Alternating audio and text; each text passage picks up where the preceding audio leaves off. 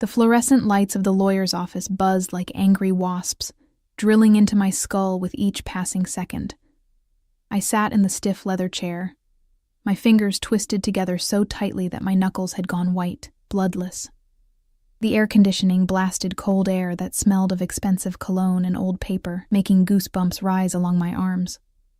I hadn't been able to afford a proper coat in months, not since Marcus had drained our joint account. "Just sign here, Emily," Marcus said, his voice dripping with false sweetness as he slid another document across the mahogany table. His hand, the same hand that had once held mine during our wedding vows, now trembled slightly as he pointed to the signature line. "It's just a formality. We agreed to split everything 50-50, remember?" I wanted to believe him. God, how desperately I wanted to believe that the man I'd spent 7 years loving still had a shred of decency left. But the way his eyes darted to the woman sitting beside him, her, with her designer handbag and perfectly manicured nails, told me everything I needed to know. Sophia, his paralegal, his lover. The reason our marriage had crumbled like ash. "Emily's been through so much," Sophia cooed, reaching across to touch my hand with fingers that felt like ice. "We just want to make this easy for you. The apartment, the car, the savings. We'll handle all the complicated parts. You won't have to worry about anything." The scent of her perfume, something floral and expensive, made my stomach turn. I pulled my hand away, feeling the rough texture of my own chapped skin against the smooth wood of the table. When had I stopped taking care of myself? When had I become this hollow, exhausted shell of a person? "I don't understand all these legal terms," I whispered, my voice barely audible over the hum of the air conditioning. My eyes scanned the documents, but the words blurred together. Transferal of assets, relinquishment of claims, waiver of spousal support. Maybe I should have my own lawyer look at this. "Emily." Marcus leaned forward, and I caught a whiff of his aftershave, the same one I'd given him last Christmas. The memory stabbed through me like a knife. "We can't afford 2 lawyers. The fees alone would eat up everything we have. Just trust me on this. Haven't I always taken care of the finances?" Yes. He had. And that was the problem. I'd been so focused on my work at the hospital, on double shifts and overnight rotations, trying to keep us afloat while he figured things out with his career. I'd trusted him with everything, our money, our future, our life together. And now I sat here, exhausted and alone, while he and his mistress looked at me with barely concealed impatience. The lawyer, Mr. Patterson, according to the nameplate on his desk, cleared his throat. He was Marcus's lawyer, chosen by Marcus, paid by Marcus. He wouldn't meet my eyes. "Ms. Chen, if you just sign on pages 12, 15, and 23, we can finalize everything today, unless you have specific questions." I had 1,000 questions, but my mind felt like it was wrapped in cotton, thick and suffocating. I hadn't slept in 3 days. The hospital had cut my hours. Budget constraints, they'd said. And I'd been living on coffee and anxiety. My hands shook as I reached for the pen. "That's it," Marcus encouraged, his voice warm and familiar in a way that made my chest ache. "Just 3 signatures and this nightmare is over. We can both move on." Move on. As if it were that simple. As if 7 years could be erased with 3 strokes of a pen.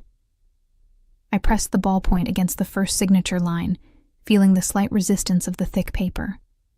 The sound of the pen scratching seemed impossibly loud in the quiet office. My hand moved almost mechanically. Emily Chen, Emily Chen, Emily. The door burst open.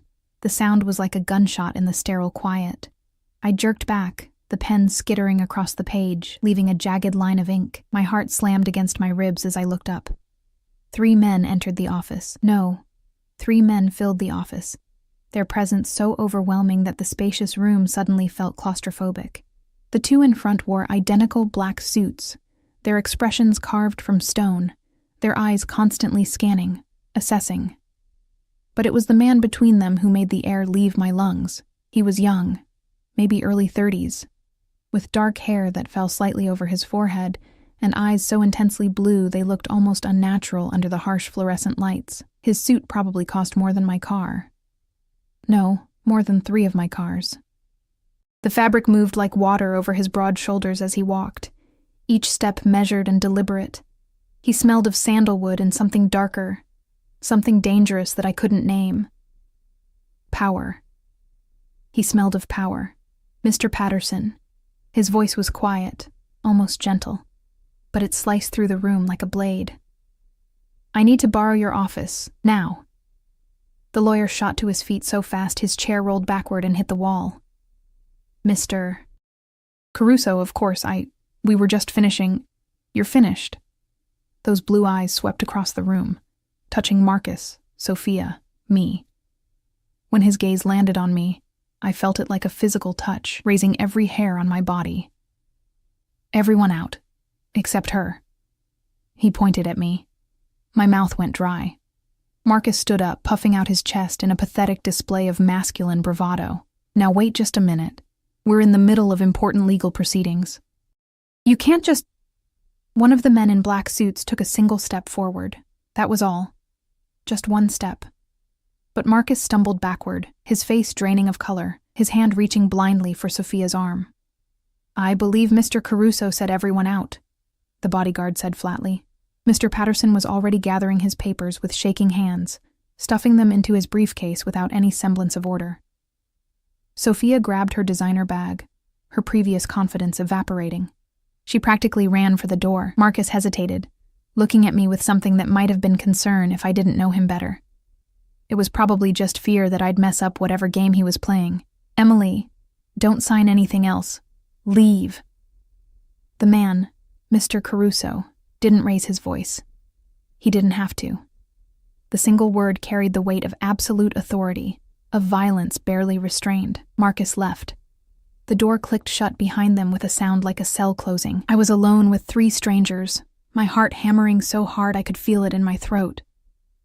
The 2 bodyguards positioned themselves on either side of the door, silent and watchful as statues. Mr. Caruso walked to the table where I sat frozen, pulled out Marcus's abandoned chair, and settled into it with the casual grace of a predator. Up close, I could see the faint scar along his jawline, the way his expensive watch caught the light, the perfect knot of his silk tie. Everything about him screamed danger wrapped in beautiful packaging. Ms. Chen. He said my name like he'd known me for years, like he had the right to speak it at all. His fingers, long, elegant, with a heavy silver ring on his right hand, reached for the documents I'd almost signed. Do you know what these papers actually say? I opened my mouth, closed it, shook my head. He leaned back in the chair, those unsettling blue eyes never leaving my face. They say that you're signing over full ownership of your apartment to Marcus Chen. They say you're waiving all rights to your joint savings account, currently containing $47,000. They say you're transferring ownership of your vehicle, releasing all claims to his pension, and agreeing to receive 0 spousal support or alimony. In exchange, you get absolutely nothing. The room tilted. I gripped the edge of the table, feeling the wood grain pressing into my palms. That's not... He said 50-50. He lied. Mr. Caruso's voice was matter-of-fact, almost kind. Your husband has been systematically moving assets into his mistress's name for the past 8 months. The apartment already has her name on the deed, forged your signature 6 months ago. The savings account? He withdrew $35,000 last week. By the time these papers are filed, you'll have given him legal permission to steal everything, and you'll have no recourse. Nausea rolled through me in waves. How do you know this? He smiled, and it was beautiful and terrifying all at once, because Marcus Chen owes a substantial debt to someone I know. When my associate went to collect, your husband offered him a deal. Wait until the divorce is finalized, and he could pay everything from his assets that are actually yours. I couldn't breathe. The room was spinning, and I could taste bile at the back of my throat. Everything. 7 years of my life. Every double shift. Every sacrifice. Gone. Why? I swallowed hard, forcing the words out. Why are you telling me this? Mr. Caruso stood, buttoning his suit jacket with practiced ease. He looked down at me, and for just a moment something flickered in those cold blue eyes, something almost like recognition, like he saw past the exhausted, broken woman sitting before him. Because, Ms. Chen, your husband made a critical mistake. He reached into his jacket pocket and pulled out a business card, placing it on the table in front of me with 2 fingers. The cardstock was heavy, expensive, with embossed lettering. He stole from someone under my protection, someone whose father was a very dear friend of mine, someone who died 6 months ago in a car accident that was no accident at all. My blood turned to ice. Your father was David Chen, he continued, his voice soft and deadly. A good man who ran a small import business in Chinatown. A man who refused to pay protection money to the Zhao family. A man who died when his brakes mysteriously failed on the highway. Tears burned in my eyes. I'd known. Deep down, I'd known it wasn't an accident. But everyone, the police, the insurance company, even Marcus, had told me I was being paranoid, that my grief was making me see conspiracies where there were none. Marcus knew, I whispered. Marcus helped arrange it. Mr. Caruso's hand, still resting on the table, clenched into a fist. Your father's business was worth more dead than alive. Insurance payout, property sale, inventory liquidation. Your husband and the Zhao family split everything while you mourned. The world shattered. Every piece of my reality, every foundation I'd built my life on, crumbled into dust. I couldn't speak, couldn't think, couldn't do anything but stare at this beautiful, dangerous stranger who had just torn my entire world apart and somehow made me feel like he'd saved me. So here's what's going to happen, Emily. He leaned down, his face level with mine, close enough that I could see flecks of silver in those impossible blue eyes. You're not going to sign those papers. You're going to walk out of this office, and you're going to come with me. Why would I? Because your husband has already sold you, just like he sold your father. His voice was barely a whisper now, intimate and terrifying. The Zhao family knows you're the sole beneficiary of your father's life insurance. $500,000 that Marcus can't touch because it's in your name alone. They've decided you're more valuable as a hostage than a widow. Marcus gets his assets, they get their leverage. Everyone wins. Except me, I breathed. Except you. He straightened, offering me his hand. Unless you take my protection, unless you let me finish what your father and I started before he died. I stared at his outstretched hand. Manicured nails, that heavy silver ring, power and violence and salvation all wrapped together. Every instinct screamed at me to run, to refuse, to call the police. But what would I tell them? That my husband had tried to steal from me? That I'd almost signed it all away willingly? That the man who'd just saved me was probably more dangerous than anyone Marcus could ever dream of being? Who are you? I whispered. His smile was sharp as broken glass. Someone who keeps his promises. Your father asked me to protect you if anything happened to him. I'm 6 months late, but I don't intend to fail him twice. The fluorescent lights buzzed, the air conditioning hummed. Outside the office, I could hear muffled voices. Marcus probably arguing with the receptionist, trying to get back in. I looked at Mr. Caruso's extended hand. I looked at the documents that would have left me with nothing. I looked at the future Marcus and Sophia and the Zhao family had planned for me. A future that ended with me as collateral, or worse. Then I stood up on shaking legs, my hand reaching out almost of its own accord, and placed my palm against his. His fingers closed around mine, warm, strong, absolutely certain. Good girl, he murmured. And the approval in his voice sent a shiver down my spine that had nothing to do with fear and everything to do with the realization that I had just traded one cage for another. Only this time, I'd walked in with my eyes open. The elevator descended in silence, broken only by the mechanical whir of cables and gears. I stood pressed against the cold metal wall, acutely aware of Mr. Caruso's presence beside me, close enough that I could feel the heat radiating from his body, far enough that we weren't touching. The 2 bodyguards flanked us like silent sentinels, their eyes fixed on the descending floor numbers. My hand still tingled where he'd held it. I rubbed my palm against my jeans, trying to erase the sensation, but it lingered like a brand. Where are we going? My voice sounded small in the confined space, barely above a whisper. Somewhere safe. He didn't look at me, his attention fixed on his phone screen. His thumbs moved across the keyboard with practiced efficiency, sending messages to people I couldn't see. Your apartment isn't an option. Marcus has keys. The Zhao family has been watching it for 3 weeks. Ice flooded my veins. They've been watching me? Surveillance van, 2 buildings down. Black Honda. They've logged every time you leave for work, every time you come home. His jaw tightened almost imperceptibly. They know your schedule better than you do. The elevator lurched slightly as it reached the ground floor, and I grabbed the handrail to steady myself. My legs felt like water, threatening to give out beneath me. Everything I thought I knew about my life was dissolving, revealing something darker and more terrifying underneath. The doors slid open onto the parking garage, a cavernous space of concrete pillars and fluorescent strips that cast everything in sickly yellow light. The air smelled of motor oil and exhaust fumes. Mr. Caruso's hand touched the small of my back, gentle but firm, guiding me forward. The contact sent electricity racing up my spine. This way. A black SUV waited in the shadows, its windows tinted so dark I couldn't see inside. The vehicle was massive, gleaming, expensive, the kind of car that screamed money and power. One of the bodyguards moved ahead, opening the rear door while the other scanned the garage with eyes that missed nothing. "Get in," Mr. Caruso said softly. I hesitated at the threshold, my hand gripping the door frame. This was it, the point of no return. Once I got into this car, I was accepting whatever came next.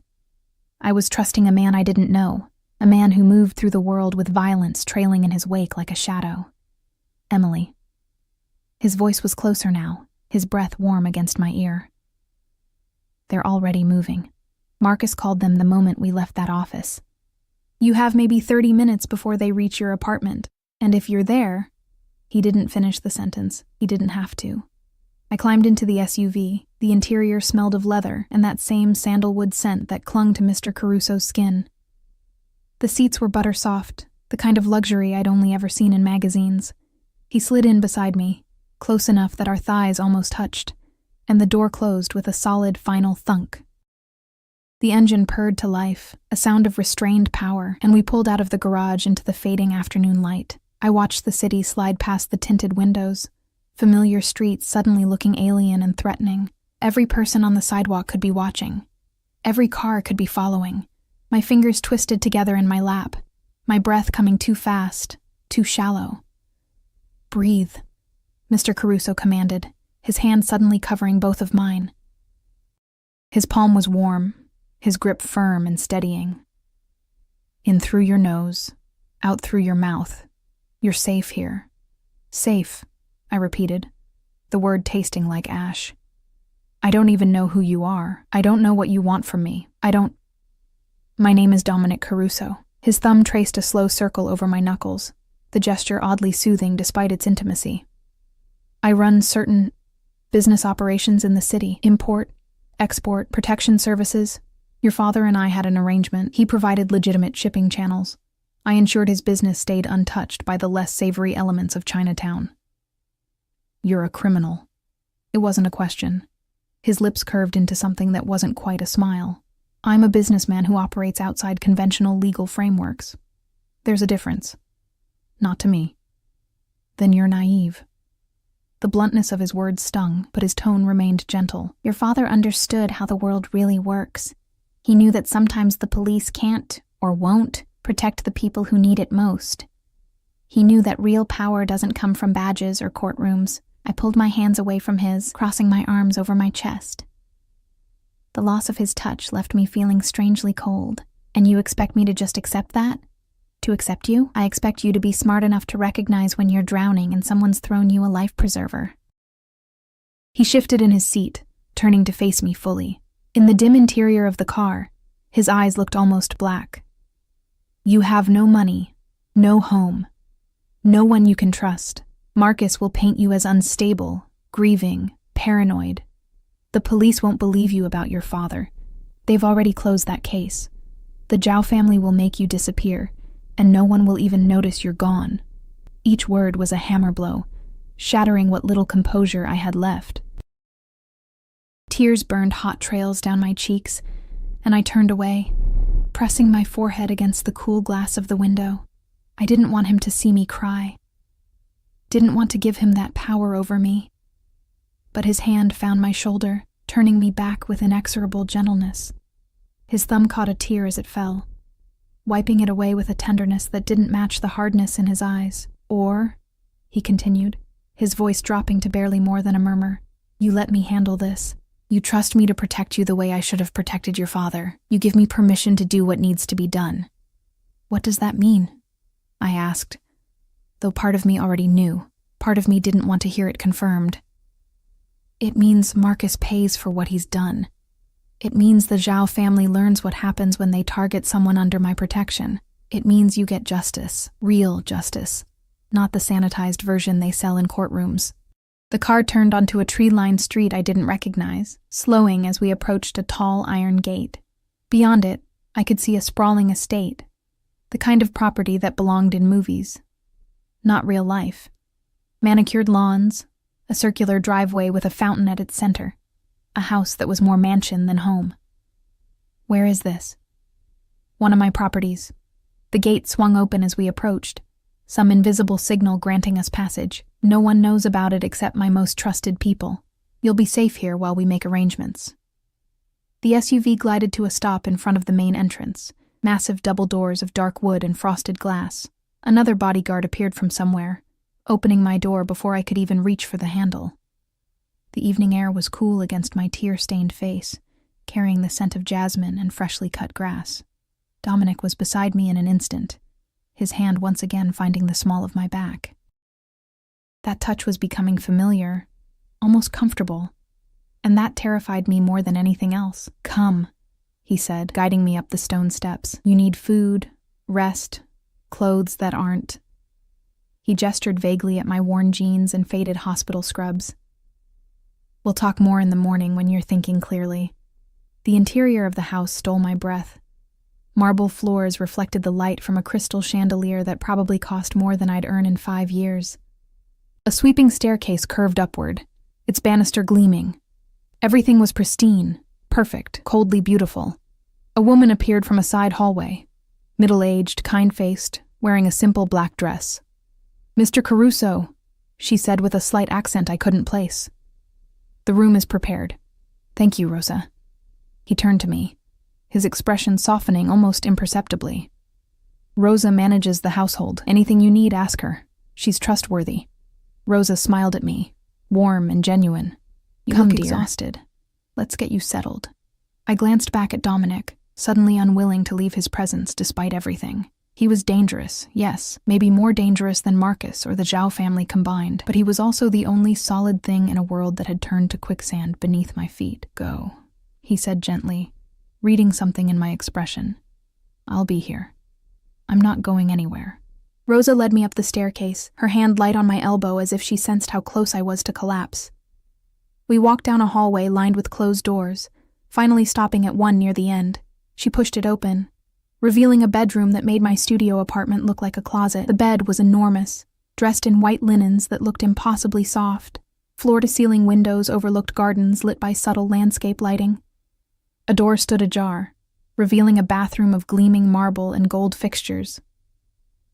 There are clothes in the closet, Rosa said, moving to pull the curtains closed.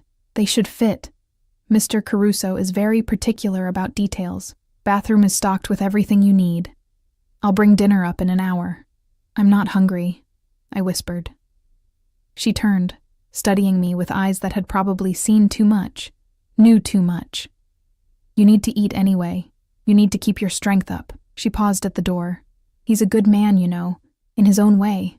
He keeps his word. Then she was gone, the door clicking shut behind her, leaving me alone in this gilded cage. I walked to the windows, pressing my palm against the cool glass. Below, I could see Dominic standing in the driveway, his phone pressed to his ear, his free hand gesturing as he spoke. Even from here, I could see the tension in his shoulders, the barely contained violence in his movements. What had I done? What had I agreed to? My phone buzzed in my pocket, a sound so normal it felt jarring. I pulled it out with shaking hands. 17 missed calls from Marcus, 12 text messages. I opened them against my better judgment.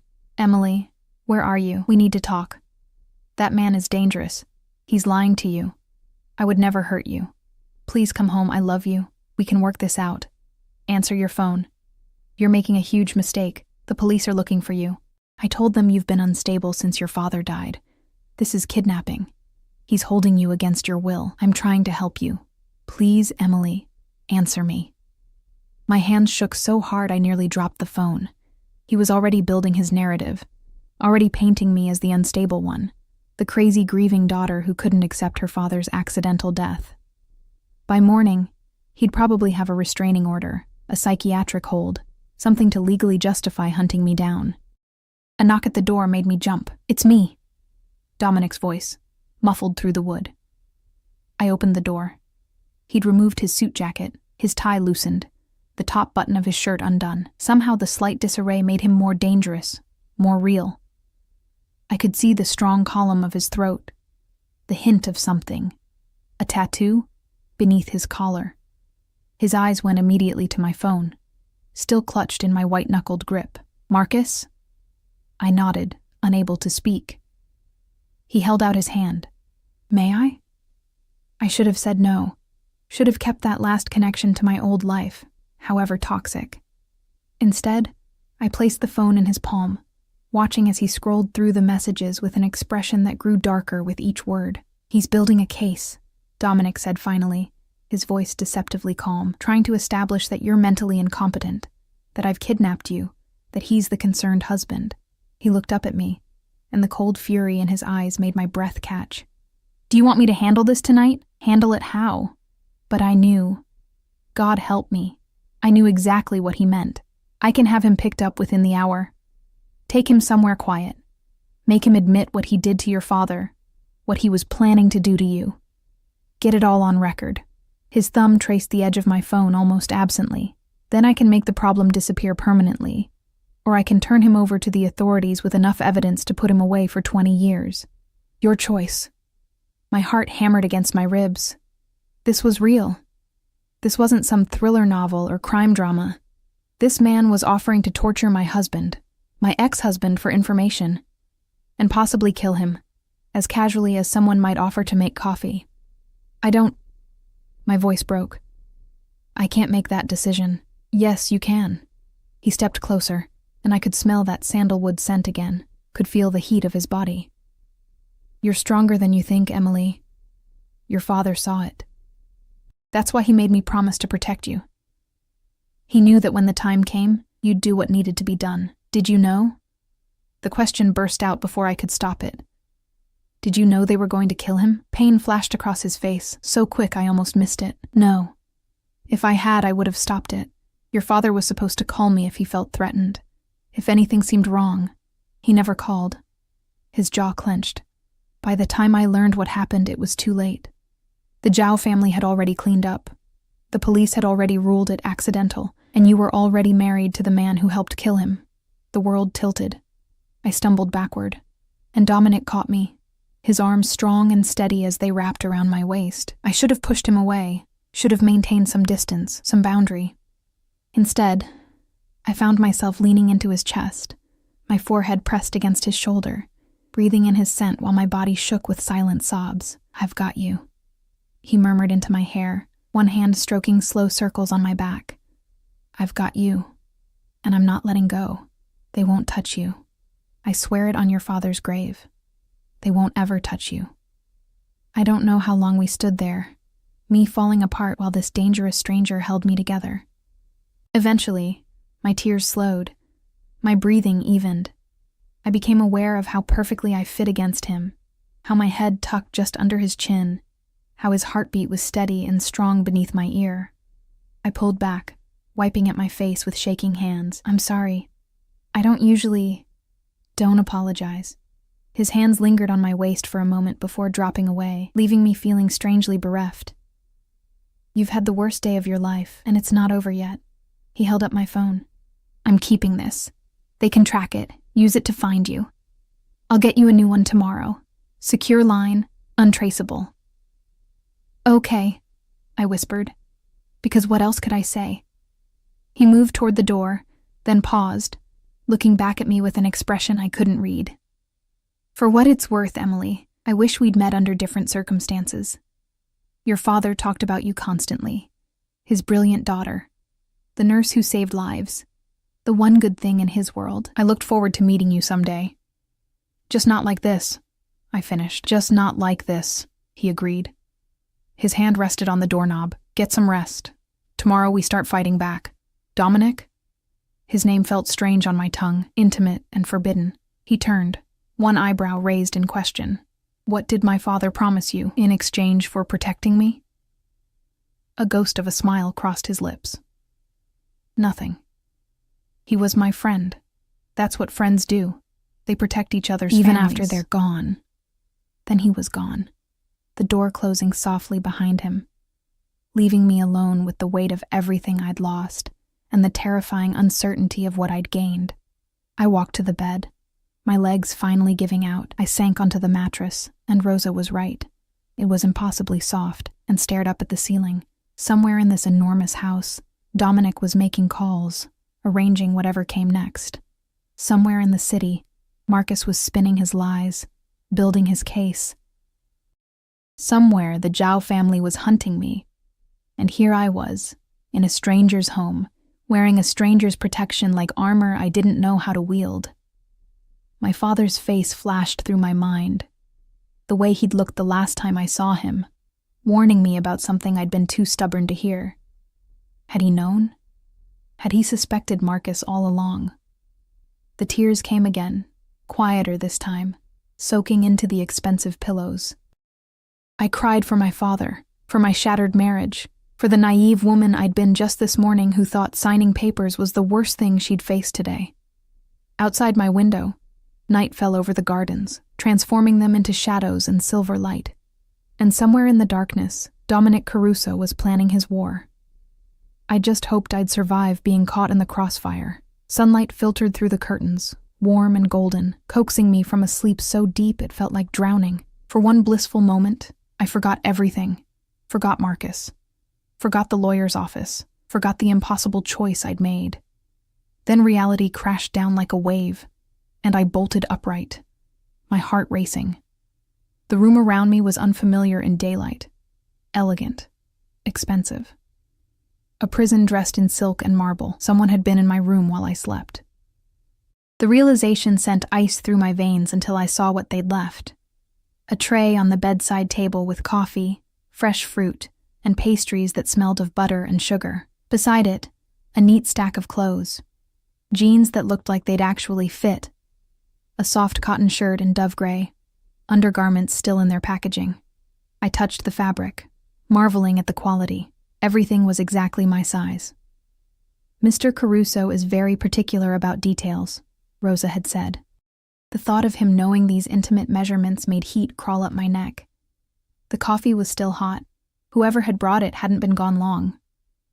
I showered in the marble bathroom, standing under water pressure that felt like a massage, using products that probably cost more than my weekly grocery budget.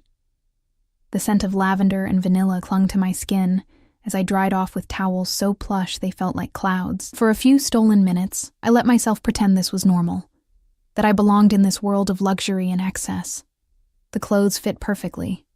Of course they did. I found my way downstairs by following the scent of coffee and the low murmur of voices. The house looked different in daylight, less intimidating, more lived in. Fresh flowers in crystal vases. Photographs in silver frames showing places I didn't recognize. A home, not just a showpiece. The voices led me to a dining room where Dominic sat at the head of a long table, papers spread before him, his phone pressed to his ear. He'd changed from yesterday's suit into dark jeans and a white shirt, with the sleeves rolled to his elbows. The casual clothes should have made him less intimidating. They didn't. He looked up as I entered, his eyes traveling over me with an assessment that felt physical. Something flickered in his expression. Approval? Satisfaction. Before he returned his attention to his call. I don't care what excuses he's making. I want eyes on him 24/7. If he so much as jaywalks, I want to know about it. A pause. Good. And the other matter? Another pause. This one longer. His jaw tightened. Then we moved to Plan B, tonight. He ended the call, setting the phone down with careful precision. Good morning. You slept well? I slept, I said, which wasn't the same thing. I'd dreamed of my father, of Marcus's hands around my throat, of blue eyes watching me from shadows. What's plan B? Direct. A smile ghosted across his lips. I like that. Sit, eat. We have a lot to discuss. I took a seat several chairs down from him, maintaining distance. He noticed, his expression darkening almost imperceptibly, but said nothing. Rosa appeared with more coffee, filling my cup with a warm smile before disappearing again. The Zhao family made their move last night, Dominic said, pushing a tablet across the table toward me. Your apartment was broken into around 3 a.m. They made it look like a robbery, but they were searching for something specific. I pulled the tablet closer, my stomach churning as I looked at the security footage. My apartment, my small, cramped studio that I'd turned into a home, destroyed. Drawers pulled out, mattress slashed, everything I owned scattered across the floor like garbage. The police were called by a neighbor, he continued. Marcus showed up 20 minutes later, played the concerned husband, told them you'd been acting erratically since your father's death, that he was worried about your safety. He filed a missing persons report. So now I'm officially missing. My voice sounded hollow. Officially, you never came home from the lawyer's office yesterday. Your phone's last location was the parking garage, which I've taken care of. Marcus is telling everyone I kidnapped you, that you're being held against your will by dangerous criminals. I set down my coffee cup, my hands shaking too badly to hold it. Maybe he's right. Maybe I am. Dominic stood, moving around the table with predatory grace. He pulled out the chair next to mine, sitting close enough that I could feel the heat of him, smell that intoxicating sandalwood scent. Are you being held against your will, Emily? I don't know, I whispered honestly. Am I allowed to leave? Right now? This minute? He leaned back, spreading his hands. Yes. I'll have someone drive you anywhere you want to go. Police station, friend's house, airport, your choice. He paused, letting that sink in. But the moment you leave my protection, the Zhao family will find you. Marcus will have you declared incompetent and committed to psychiatric care. He's already started the paperwork, and within 48 hours, you'll either be dead or wishing you were. That's not really a choice. No, he agreed quietly. It's not, but it's the truth. And I won't lie to you. Not about this. His hand found mine on the table, his fingers warm and steady over my trembling ones. Your father made me promise 2 things. First, to protect you no matter what. Second, to always be honest with you, even when the truth was ugly, especially then. I looked down at our joined hands, his so much larger than mine, marked with scars I hadn't noticed yesterday, that silver ring catching the morning light. What was he to you? Really? Dominic was quiet for a long moment, his thumb tracing absent patterns on my knuckles. He saved my life when I was 17.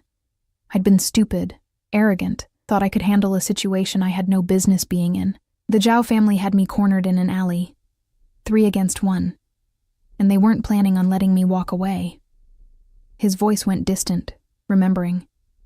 Your father came out of nowhere, this middle-aged shopkeeper with a tire iron, and evened the odds. We got out together. Why would he do that? For a stranger? He said everyone deserves a chance to be better than their worst moment. Dominic's smile was sad, tinged with grief. After that, we were friends. Real friends, not just business associates. He was the closest thing to a father I had after mine died, so when he asked me to look after you, his grip on my hand tightened. It wasn't just a promise. It was an honor. Tears burned in my eyes, but I blinked them back. I'd cried enough. Tell me what happens now. All of it. He released my hand, standing to pace the length of the windows.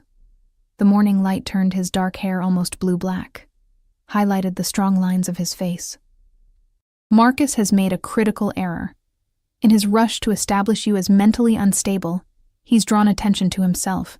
The police are asking questions about your father's death, about the timing of your divorce, about his sudden financial improvements. My lawyers have filed motions to freeze all marital assets pending investigation of fraud and forgery. He'll fight that. Of course he will. Which is why tonight we're having a conversation with him. Face to face, recorded. Getting him to admit everything, the affair, the forgery, his role in your father's death, his deal with the Zhao family. My blood turned cold. You're going to torture him. No. Dominic turned to face me, his expression hard as stone. I'm going to give him a choice. Confess everything and accept witness protection in exchange for testifying against the Zhao family, or refuse and face the consequences of his actions without the shield of law protecting him. What he chooses determines what happens next. And if he refuses, then he made his choice. No emotion in his voice, just cold certainty. The Zhao family doesn't tolerate loose ends, and Marcus has become a liability. If I don't handle him, they will, at least my way. He has options. I stood, wrapping my arms around myself. The room suddenly felt too small, too warm. This is insane. I should go to the police myself, tell them everything. And say what? Dominic's voice sharpened. That your husband forged your signature? He'll say you gave permission, that your father was murdered. The case is closed. Accident. Pure and simple. That the Zhao family is after you? Based on what evidence? The word of a known criminal? He moved closer, his presence overwhelming. You think the system will protect you, Emily? The same system that let your father die and called it an accident? The same system that would have let Marcus steal everything while you signed it away? At least it's legal. Legal. He laughed, the sound bitter. Your husband legally murdered your father. The Zhao family legally runs half the businesses in Chinatown through shell companies and intimidation. Marcus will legally have you committed and legally take everything you have left. But yes, it's all perfectly legal. I wanted to argue, to defend a system I'd believed in my whole life, but the words wouldn't come, because he was right. Everything that had happened to me, to my father, had been technically legal. We'd been destroyed by paperwork and loopholes, and people who knew how to game the system. I don't want to become like them, I whispered. Like you. Someone who solves problems with violence and threats. Dominic's expression softened. He reached out slowly, giving me time to pull away, and cupped my face in his hands. His palms were warm against my cheeks, his touch gentle despite the violence I knew those hands were capable of. You won't, he said quietly. Because you're asking the question, because you're afraid of crossing that line. That's what separates people like you from people like me. You still believe in the light. I stopped believing in it a long time ago. His thumb brushed away a tear I hadn't realized had fallen. But I believe in you. Your father believed in you. And I'll do whatever it takes to make sure you survive this with your soul intact, even if mine doesn't. Why? The question came out broken. Why does it matter to you? Something flickered in his eyes, something raw and almost painful. Because when I look at you, I see what I could have been if someone had protected me the way your father protected you. I see goodness and strength, and everything this world tries to break in people, and I'll be damned if I let them break you too. His face was so close to mine.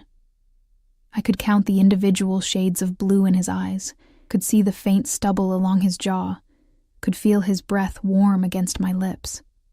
My heart hammered against my ribs, and I couldn't tell if it was fear or something far more dangerous. The moment stretched, taut as a wire. Then his phone rang, shattering it like glass. Dominic stepped back, his hands dropping away as he answered. What is it? His expression darkened as he listened.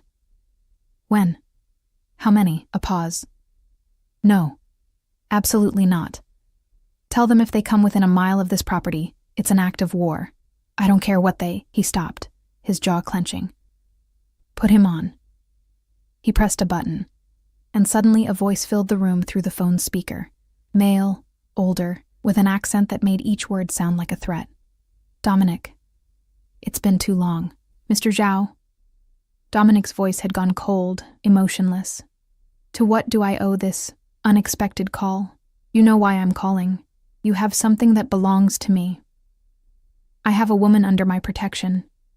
If you're claiming ownership of people, we have a much bigger problem than a business dispute. A low chuckle. Still the same righteous boy. Your father would be disappointed. David Chen's daughter is collateral for debts unpaid. Her husband borrowed heavily from us, used her father's assets as guarantee. Now the father is dead. The assets are tied up, and we need insurance that will be repaid." Marcus Chen acted without authority. "Emily inherited nothing. Her father's estate was already depleted by your family's protection fees and Marcus's embezzlement. You have no legal claim." "Legal." The word dripped with contempt. "Since when do we deal in legal, Dominic? The girl is leverage. Return her. We settle Marcus's debt another way. Keep her, and we have a problem. A big problem." Dominic's free hand clenched into a fist. "She's under my protection. That means she's untouchable. You know the rules. Rules change, especially for someone who spent the last 6 months weakening, losing territory, making enemies. How many of your allies have left you, Dominic? How many will stand with you if this turns into open war?" Ice flooded my veins. I'd been so focused on my own situation that I hadn't considered the bigger picture. Dominic was protecting me, but at what cost? How much was he risking by keeping me here? "My affairs are my business," Dominic said, but I heard the edge in his voice. "Emily stays with me. If you want war, I'll give you one. But remember, I know where all your bodies are buried." Literally. Silence on the other end. Then, "You have 24 hours to reconsider. After that, I can't guarantee her safety.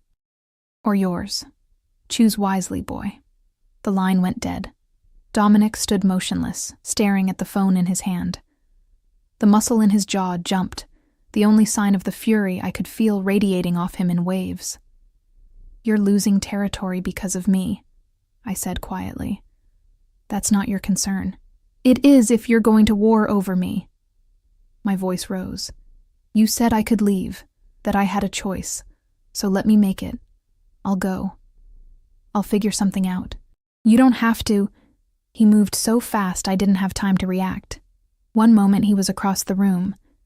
The next his hands were gripping my shoulders, his face inches from mine. "You're not going anywhere," he said, his voice deadly quiet. "You think I'd let you walk into their hands? Watch you disappear or worse, because I couldn't protect one person that mattered." His fingers tightened, not painfully, but desperately. "I failed your father. I won't fail you." "But your business—" "Fuck my business!" The words exploded from him, raw and fierce. "Empires rise and fall. Territory is won and lost. But once you're gone forever. And I have enough ghosts haunting me. I don't need another one." We stood frozen, his words hanging in the air between us. His chest heaved with each breath, his eyes blazing with something I couldn't name, couldn't let myself name. 24 hours, I whispered. "What happens in 24 hours? His expression hardened, the vulnerability shuddering behind cold determination. "We move up the timeline. Marcus talks tonight, and we get everything we need to bury the Zhao family before they can strike. We turn this from a defensive position into an offensive one. And if it doesn't work..." His hands slid from my shoulders down my arms, his touch leaving fire in its wake. "Then we fight, and we win. Because losing isn't an option." He stepped back, that professional mask sliding into place. "Rosa will stay with you today. Don't leave the property. There are guards posted, but the Zhao family has resources. If anything feels wrong, you run to the panic room. Rosa knows where it is." "Where are you going?" "To prepare for tonight. To make sure when Marcus Chen walks into that room, he walks out with either a deal or in a body bag." He paused at the door, looking back at me with an expression that made my heart stutter. "And Emily, when this is over, when you're safe and the Zhao family is buried, you'll have a real choice, stay or go. But until then, you're mine to protect." The possessiveness in his voice should have frightened me. It didn't. And that scared me more than anything else. The hours crawled by like wounded animals. Rosa tried to distract me with lunch, with a tour of the gardens, with mindless conversation about flowers and weather, and anything but the danger circling closer with each passing minute. But I couldn't focus on any of it. My mind kept returning to Dominic's words. Body bag. Was I really willing to let Marcus die? The man who'd shared my bed for 7 years, who'd promised to love me forever, who'd held my hand at my father's funeral while secretly celebrating his murder? "Yes," whispered something dark inside me. Yes, I was. The realization should have horrified me. Instead, it felt like clarity, Evening fell across the estate like a curtain, turning the gardens into shadowed mazes. I stood at my bedroom window, watching lights flicker on throughout the property. Security lights, I realized, illuminating every corner, every approach. Dominic was preparing for war. A knock at my door made me jump. "It's Rosa, dear. Mr. Caruso asked me to bring you something." I opened the door to find her holding a garment bag and a small box. Her expression was troubled, maternal concern etched into the lines around her eyes. "He wants you downstairs in an hour," she said softly, laying the bag across my bed. "For the meeting with your husband. He wants me there?" My voice came out strangled. "Why would he?" "Because Marcus needs to see what he's lost. Needs to understand the consequences of his choices." Rosa opened the box, revealing a sleek black phone. "Your new cell. Completely secure. Mr. Caruso's number is already programmed. If anything happens tonight, anything at all, you call him." She left me alone with the garment bag. I unzipped it with shaking hands, revealing a dress that made my breath catch. Deep emerald silk that shimmered in the lamplight, elegant and expensive, and nothing like anything I'd ever owned. It was a statement, a costume, armor disguised as beauty. I showered again, my movements mechanical, put on the dress. It fit like it had been tailored for my body, hugging curves I usually hid beneath scrubs and oversized sweaters. The woman staring back at me from the mirror was a stranger, polished, dangerous, someone who belonged in Dominic's world. I hated how much I liked her. Rosa returned to do my hair, pulling it back into an elegant twist that exposed the vulnerable column of my throat. "You look beautiful," she murmured, her hands gentle on my shoulders, like a queen going into battle. "I don't feel like a queen. I feel like bait. Sometimes they're the same thing." She met my eyes in the mirror. "Mr. Caruso has never brought a woman here before, never asked me to prepare a room, never changed his entire operation for someone's safety. You matter to him, more than he'll probably admit. I'm a promise he made to my father, an obligation. If that's what you need to tell yourself." Her smile was sad and knowing. "But I've known him since he was 18 years old. I've never seen him look at anyone the way he looks at you. Like you're something precious and terrifying all at once." Before I could respond, another knock. One of Dominic's men, the bodyguard from yesterday, tall and stone-faced. "It's time, ma'am." The walk downstairs felt like a descent into hell. My heels clicked against marble floors, each step echoing in the cavernous space. Voices drifted from a room at the end of the hallway, low, tense, angry. The bodyguard opened the door, and I stepped into what looked like a study. Leather furniture, floor-to-ceiling bookshelves, a massive desk of dark wood. And in the center of the room, tied to a chair with zip ties, was Marcus. He looked terrible. His expensive suit was rumpled, his face bruised, his left eye swollen nearly shut. Blood crusted his upper lip. When he saw me, something between relief and terror crossed his face. "Emily. Thank God. These lunatics kidnapped me. They've been—" "Shut up." Dominic's voice cut through Marcus's words like a blade. He stood in the shadows near the window, perfectly still, perfectly controlled. But I could feel the violence radiating off him like heat. "She's not here to rescue you. She's here to watch you tell the truth for once in your miserable life."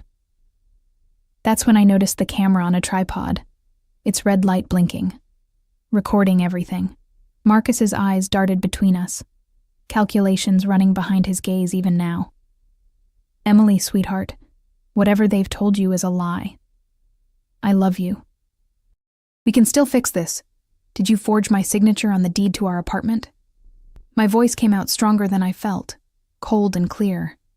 "What? No, I would never—" "Wrong answer." Dominic moved with terrifying speed, grabbing a handful of Marcus's hair and yanking his head back. "Let's try this again. Did you forge Emily's signature on legal documents transferring ownership of marital assets to your mistress?" "You can't do this. This is illegal. I'll have you arrested for—" A slap echoed through the room. Not from Dominic, from me. My palm stung where it had connected with Marcus's cheek, and I stared at my own hand in shock. I'd never hit anyone in my life. It felt good. Too good. "Answer the question," I said quietly. Marcus's eyes widened, seeing something in my expression that made him go pale beneath his bruises. Yes, I forged your signature, but you have to understand, Sophia and I were building a future together. And you were always so focused on work, on your father, my father. I stepped closer, and Dominic moved with me, a shadow at my back. Tell me about my father's accident. It was an accident. His brakes failed. Marcus. Dominic's hand settled on my shoulder, steady and grounding. We have the mechanic who sabotaged David Chen's car. We have bank records showing a payment from your account to a Zhao family associate 3 days before the accident. We have everything. The only question is whether you confirm it, or whether we let the Zhao family know you've become a liability who might talk. Understanding dawned in Marcus's eyes. Understanding and pure animal terror. They'll kill me. Probably. Dominic's tone was conversational. They don't like loose ends. And you, Marcus, are the loosest end imaginable. You borrowed money you couldn't repay. You promised them access to Emily's inheritance. You helped arrange a murder that's now under investigation. You're a walking liability. Unless you give us everything, I added, surprised by the steadiness in my voice. Every detail. Every name. Every transaction. You testify against the Zhao family. And Dominic puts you in witness protection somewhere they'll never find you. Marcus laughed, a broken, desperate sound. Witness protection? You think the Zhao family can't reach me there? You think anywhere is safe? Safer than here, Dominic said. Safer than what happens if you refuse to cooperate. Because if you don't give us what we need, I hand you over to them personally. Tell them you are planning to turn state's evidence. Let them handle you their way. That's murder. Marcus struggled against his restraints. Emily, you can't let him do this. I'm your husband. We took vows. You broke those vows when you fucked your paralegal, I said, the words tasting like acid. You shattered them when you helped murder my father for insurance money. There's nothing left between us but choices, Marcus. Choose wisely. He stared at me like he'd never seen me before. Maybe he hadn't. Maybe the exhausted, trusting woman he'd married had died in that lawyer's office yesterday, and someone harder had been born in her place. If I talk, he said slowly, you guarantee my safety? Get me out of the city? Away from the Zhao family? You have my word, Dominic said. And unlike you, I keep my promises. What followed was a confession that made my stomach turn. Marcus talked for over an hour, the camera recording every word. He detailed how the Zhao family had approached him 2 years ago, how they'd offered to solve his gambling debts in exchange for access to my father's shipping business, how my father had refused to cooperate, making him a liability, how Marcus had provided the schedule, the route, the opportunity for the mechanic to tamper with the brakes. He'd watched my father die and held me while I cried, all while the insurance money was already being divided. The apartment, the savings, even my car, all transferred to Sophia's name over months of careful fraud. He'd planned to have me declared incompetent after the divorce, institutionalized, while he and Sophia lived off everything we'd built together. The Zhao family's plan for me was simpler. Ransom me back to Marcus for the insurance money, then make me disappear permanently. No witnesses, no loose ends. By the time Marcus finished talking, I felt numb, hollowed out. I'd known he'd betrayed me, but hearing the scope of it, the casual cruelty, the way he'd calculated my worth in dollars and convenience, it broke something in me that I didn't know could break. Dominic stopped the recording, removed the memory card with careful precision. You'll stay here tonight. Tomorrow, my people will move you to a secure location. You'll remain there until the Zhao family trial concludes. After that, you're free to disappear. What about Sophia? Marcus asked, his voice hoarse. What about her? Dominic's tone was ice. She's an accomplice to fraud and accessory to murder. She'll be arrested along with everyone else. She didn't know about David. I never told her. I don't care. Dominic moved toward the door, his hand finding the small of my back. Emily, let's go. I followed him into the hallway, my legs mechanical, my mind struggling to process everything I'd heard. Behind us, I could hear Marcus calling my name, pleading, making promises he'd never keep. The door closed, cutting off his voice. Dominic guided me to his study, a different room, warmer, with a fireplace crackling and casting golden light across leather furniture. He poured 2 glasses of amber liquid from a crystal decanter, pressing one into my shaking hands. "Drink," he commanded gently. I did. The whiskey burned down my throat, settling like fire in my stomach. I drained the glass in 3 swallows, welcoming the heat, the distraction from the cold numbness spreading through my chest. "You did well," Dominic said, taking the empty glass and setting it aside. "Better than well. You were magnificent." "I feel sick." I wrapped my arms around myself, trying to hold the pieces together. 7 years. 7 years of my life with a man who was planning to kill me. He's not a man. He's a coward who preys on people who trust him. Dominic's hands settled on my shoulders, turning me to face him. "But he can't hurt you anymore. None of them can. Can't they?" I looked up at him. This beautiful, dangerous stranger who'd become my entire world in less than 48 hours. The Zhao family still wants me. They still have 24 hours on their ultimatum. Marcus talking doesn't change that. "No," he admitted, "but it gives us ammunition. By morning, copies of that confession will be in the hands of the FBI, the district attorney, and every news outlet in the city. The Zhao family will be too busy covering their own asses to come after you." "And if they do anyway," his expression hardened, his hands tightening on my shoulders. "Then I keep my promise to your father. I protect you, no matter what it costs, even if it costs you everything, especially then." His thumb traced the line of my jaw, tilting my face up to his. "Don't you understand yet, Emily? You're not just a promise. You're not just an obligation." His voice dropped to barely more than a whisper. "You're the first thing in 10 years that's made me feel like I'm worth saving." My breath caught. His face was so close, his eyes burning with intensity that made my knees weak. I could smell whiskey and sandalwood, could feel the heat of his body, could see the war raging behind his eyes. Wanting me, protecting me, knowing he shouldn't have both. "Dominic."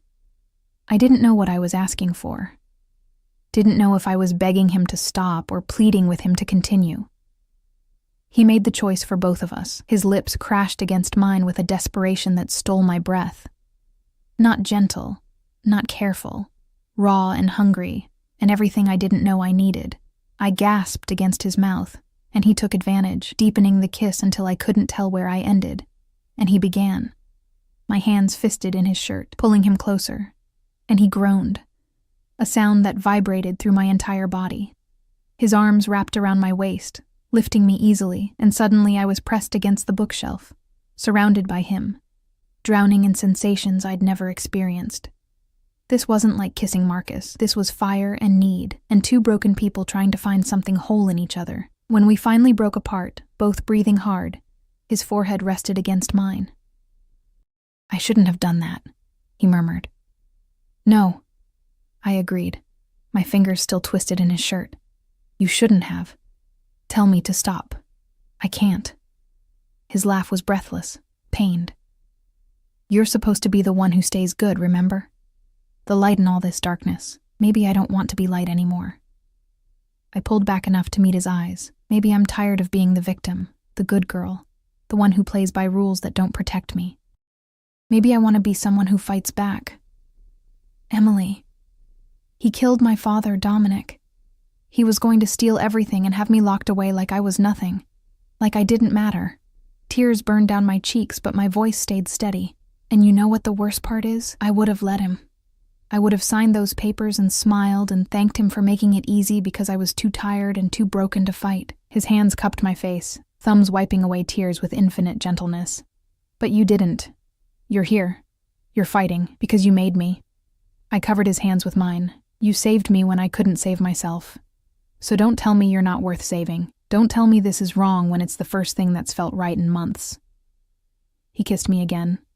Slower this time, thorough and devastating. When he pulled away, his eyes were dark with want, and something deeper, something that terrified and thrilled me in equal measure. "When this is over," he said quietly, "when you're safe and the Zhao family is buried, and you have time to think clearly, ask me again. Ask me if this is what you really want. And if I do?" His smile was sad and beautiful. Then I'll spend the rest of my life proving I can be worthy of you. A phone buzzed, his vibrating against the desk. He released me reluctantly, answering with a curtness that told me something was wrong. Talk. His expression darkened as he listened. How many? When? A pause. No, absolutely not. Hold position. I'm on my way. He ended the call, his jaw clenched so tight I could see muscles jumping. The Zhao family didn't wait 24 hours. They're moving on the property. Now. Fear iced through my veins. How many? Enough. He was already moving, pulling a gun from a desk drawer with practiced ease. Rosa's getting you to the panic room. You stay there no matter what you hear. Understood? Dominic. No arguments, Emily. Not about this. He gripped my shoulders, his eyes blazing. I will handle this. I will protect you. But I need to know you're safe so I can do what needs to be done without worrying about you being caught in the crossfire. Rosa burst through the door, her face pale. Mr. Caruso, they've breached the outer perimeter. Go! He pushed me toward her. Now, Rosa grabbed my hand, pulling me from the study. Behind us, I heard Dominic shouting orders into his phone. Heard the sound of running feet. Heard the distant crack of gunfire. The war had begun. And I was the prize they were fighting over. The panic room was deep in the basement, a reinforced steel box hidden behind a wine cellar that looked like something from a spy movie. Rosa's hands shook as she pressed her palm against a biometric scanner, the heavy door hissing open to reveal a space about the size of my old studio apartment. Banks of monitors lined one wall, showing security feeds from every angle of the property. Supplies stacked neatly in the corner. Water, food, medical kit, weapons. Stay here, Rosa commanded, pushing me inside. Don't open this door for anyone but Mr. Caruso. The door locks from the inside. No one can get in without the code. You're not staying with me? Her smile was fierce and maternal all at once. I've been with the Caruso family for 20 years, dear. I know how to handle a gun better than most of his men. Now lock this door and don't be a hero. She was gone before I could protest, the door sealing shut with a sound like a vault closing. The sudden silence was deafening, broken only by my ragged breathing and the hum of electronics. I stumbled to the monitors, my hands gripping the edge of the desk as I watched the nightmare unfold. The Zhao family had brought an army. Black SUVs poured through the shattered front gate, men in tactical gear spreading across the property like locusts. Gunfire lit up the night, muzzle flashes like deadly fireflies. Dominic's guards fired from defensive positions, but they were outnumbered 3-1. I found Dominic on one of the feeds, a camera covering the front entrance. He moved with lethal grace, his gun barking orders of death as men fell before him. But there were too many. For every one he dropped, 2 more appeared. My phone, the secure one Rosa had given me, vibrated in my pocket. Dominic's name flashed on the screen. Emily. His voice was strained, breathless. Gunfire crackled in the background. Are you in the panic room? Yes. Dominic, there are too many of them. I know. Listen to me carefully. There's an emergency exit in the back corner of the room, behind the shelving unit. It leads to a tunnel that comes out a 1/4 mile from the property near the highway. Keys to a car are in the exit lockbox. Code is your father's birthday. I'm not leaving you. You are. His tone left no room for argument. This is a distraction, Emily. They're hitting us hard here to draw our forces while a smaller team circles around to grab you. They know about the panic room. Someone talked. Anger and betrayal laced his words. You have maybe 10 minutes before they breach it. You run. You get to the car. You drive to the address I'm texting you. My people will meet you there. What about you? A pause. More gunfire. A grunt of pain that made my heart stop. I'm buying you time. Now go. The line went dead.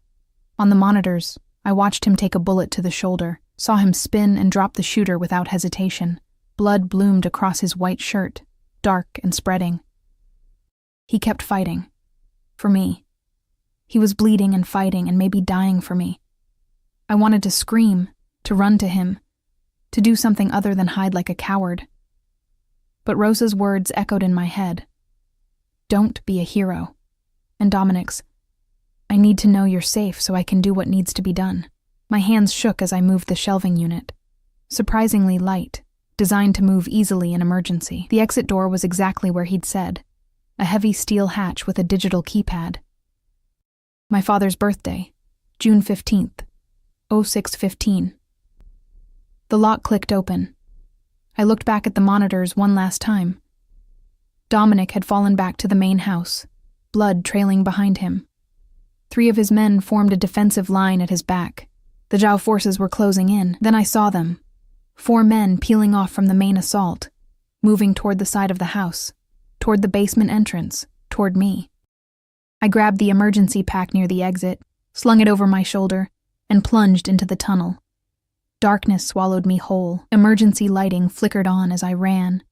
Dim bulbs casting weak yellow light every 20 feet. The tunnel was narrow, concrete walls pressing in from both sides, the air thick and stale.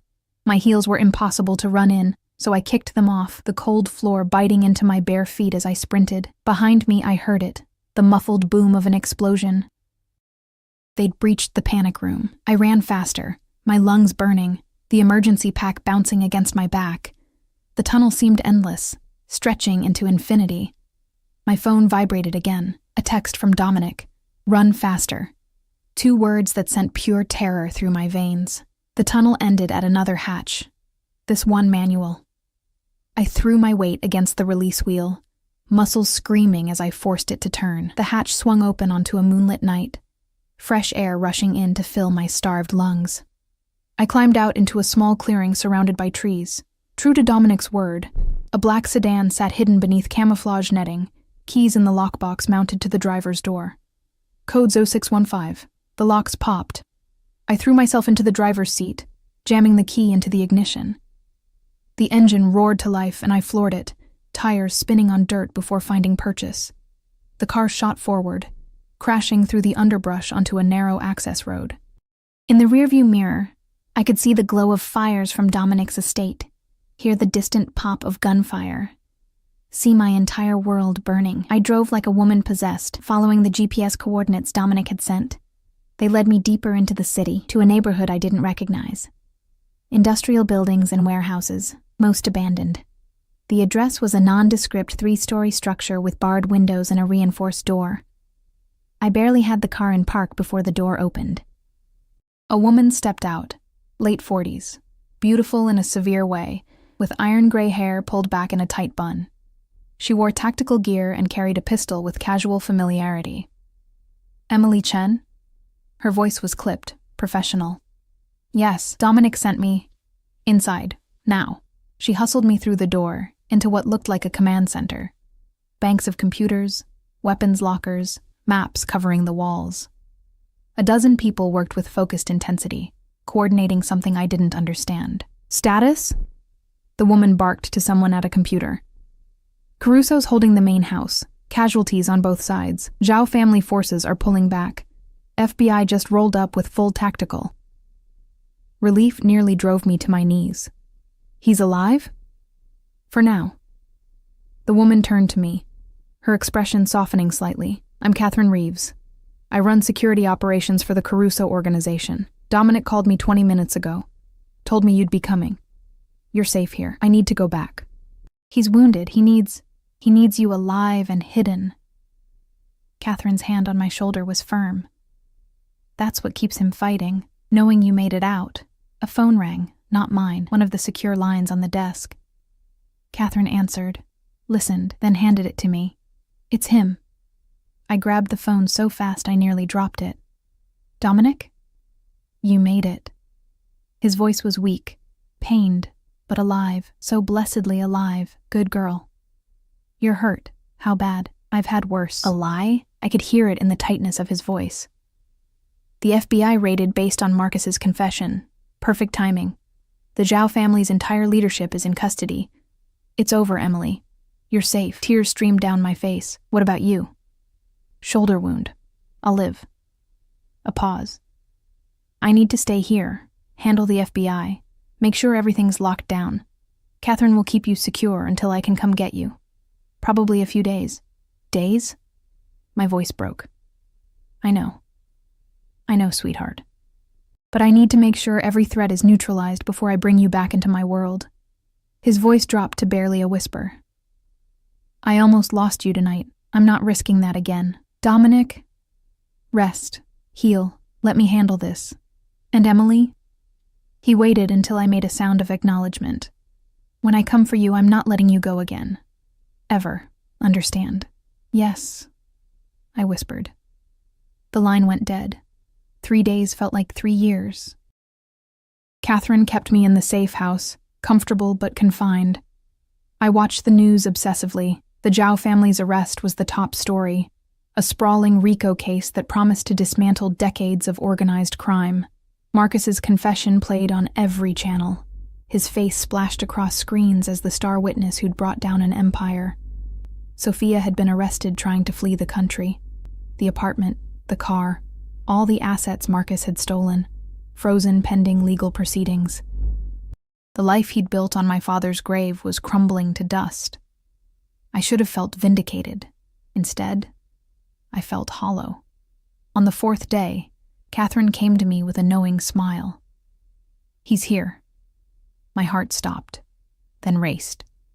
I followed her down the stairs to the main floor, where Dominic stood talking to one of the security team. His left arm was in a sling, his face bruised, bandages visible beneath his shirt. But he was alive, standing, smiling when he saw me. I didn't remember crossing the room. Suddenly I was in his arms, carefully, mindful of his injuries, and he was holding me like I was something precious and irreplaceable. Hey, he murmured into my hair. Miss me. I laughed through tears. You got shot. You could have died. But I didn't. He pulled back enough to cut my face with his good hand, because I had something to live for, someone to protect, someone who gave me a reason to be better than the darkness I've lived in for so long. Dominic, let me finish. His thumb traced my cheekbone with infinite tenderness. I told you to ask me again when this was over, when you had time to think clearly, away from the danger and fear, so I'm asking now. Emily Chen, do you want this? Do you want me?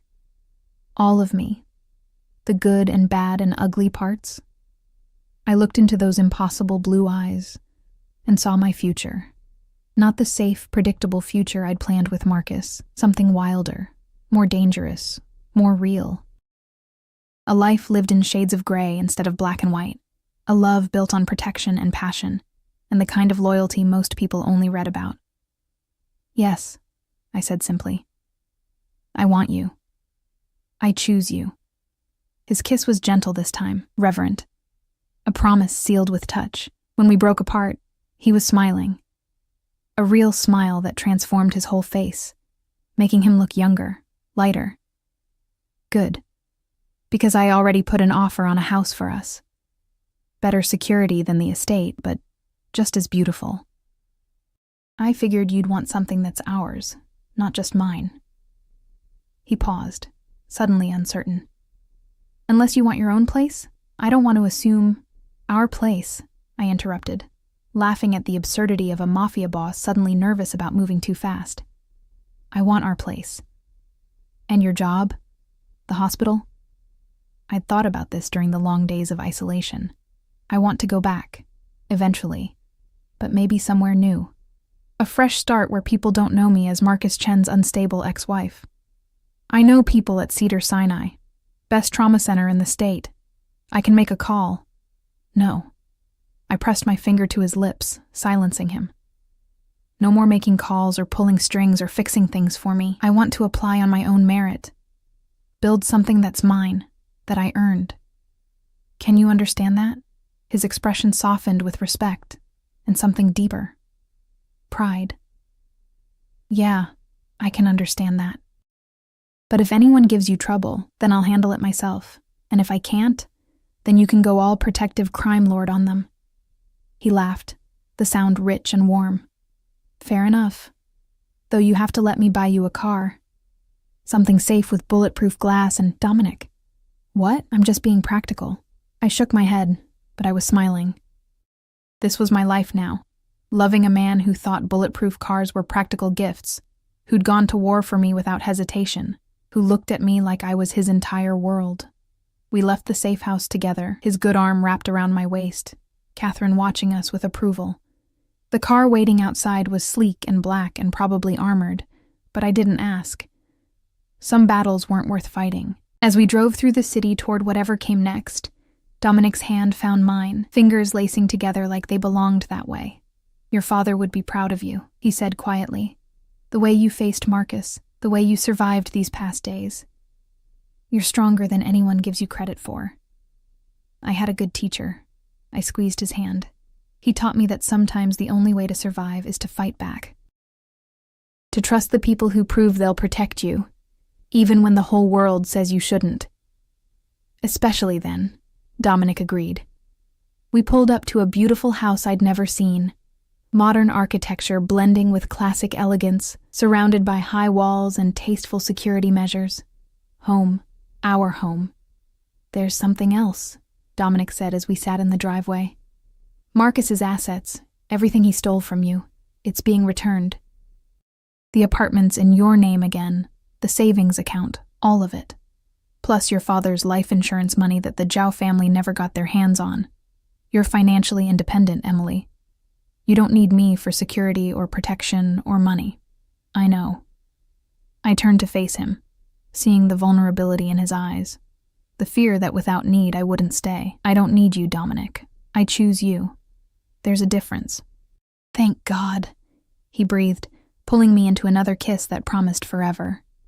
6 months later, I stood in the trauma bay at Cedars-Sinai, my hands steady as I sutured a gunshot wound. The patient would live. I'd made sure of that. Because saving lives was what I did. Who I was. Regardless of whose bed I shared, or what world I'd become part of. My phone buzzed during my break, a text from Dominic. "Dinner tonight? I'm cooking." I smiled, typing back. "Your cooking might kill me faster than the Zhao family." Rude. "I've been practicing. I'll bring takeout as backup. I love you too." The words still made my heart skip, even after 6 months of hearing them. I love you. 3 words from a man who'd never said them to anyone before me, who treated them like sacred vows. My shift ended at 8. I changed out of scrubs, exhaustion pulling at my bones in the familiar way that meant I'd worked hard and well. The attending had complimented my technique today, mentioned recommendations for a surgery fellowship. I was building something here, a career, a reputation, a life that was entirely mine. Dominic's car waited in the parking garage. The driver, Thomas, a former Marine who'd become almost a friend, holding the door.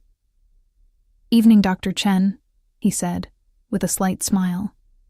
He called me that now, with genuine respect. "Evening, Thomas. How's he doing today?" "Restless. Drove the contractors crazy over paint colors for the nursery." I laughed, my hand unconsciously moving to the small swell of my stomach, hidden beneath my jacket. 3 months along, a surprise neither of us had planned, but both of us wanted, with fierce intensity. The house blazed with light when we arrived, warm and welcoming. Dominic met me at the door, pulling me into his arms despite the very real smell of something burning from the kitchen. "I tried," he said sheepishly. "I really did. I brought Thai food. You're a goddess." We ate on the couch, my feet in his lap while he rubbed away the ache of a 12-hour shift. The news played quietly in the background. The Zhao family trial had concluded yesterday. Life sentences for everyone involved.